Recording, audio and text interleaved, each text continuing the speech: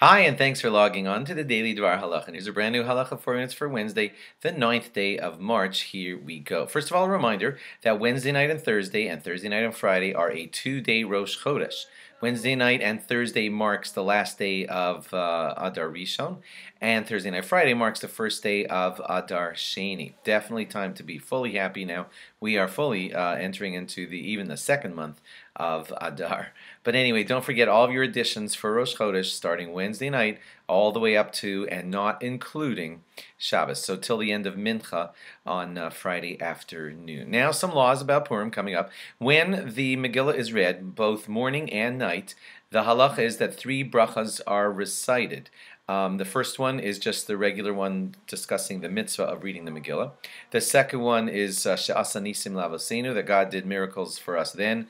In these days, right at this time, God did miracles for us. And the third one is Shehecheyanu. That's where it gets a little bit interesting, because Shehecheyanu is always said for things that you haven't done in a long time. And certainly when we read the Megillah at night, we haven't read the Megillah in a long time, since last year. But when we read the Megillah in the morning, we've already read it only 12 hours earlier at the nighttime. So what's up with saying Shehecheyanu if we just did the mitzvah the night before? And the answer is that when you say the Shehecheyanu is meant to cover, but the day Shehecheyanu is meant to be not only about the reading of the Megillah, but also the mitzvahs of the day, like the gifts to the poor and Shalach Manos and the Seudah of Purim. All of those you have not done since last year, and so when you say the Shehecheyanu, you have that in mind. When the Chazan, the person reading for us, says that Shehecheyanu, he has that bracha in mind. So do we when he says the bracha for us.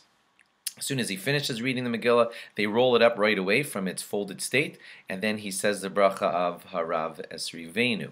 Also, the reader should remember to have in mind that he is reading it for all of the listeners, doing the mitzvah for them. The listeners should have in their mind that they are kind of sort of receiving the mitzvah from the reader who's reading it for them.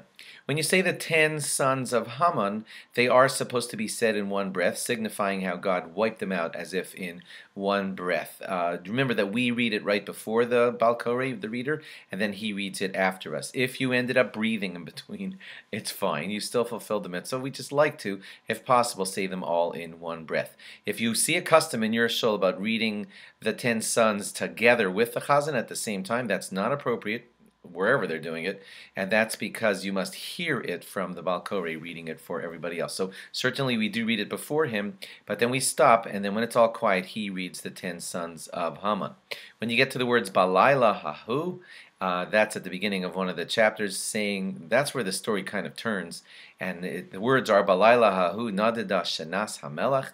On that night, the sleep of the king was awakened, and in a sort of deeper sense, it refers to the sleep of God, who never sleeps, but he was acting as if he was hidden from the Jews. And then at that point in the story, everything like busts open, and Haman starts to get in trouble.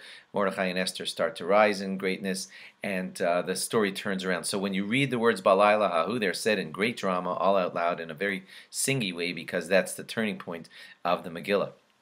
And lastly, when the Balkari, the reader, gets to the words Ha'igeras Hazos, this letter, and he's holding the Megillah all folded up, he shakes it at that point because he's signifying Ha'igeras Hazos, this Megillah. So again, if he forgets to do that, it doesn't mean you haven't fulfilled the mitzvah. You're fine, but these are the better ways that we like to do it if possible.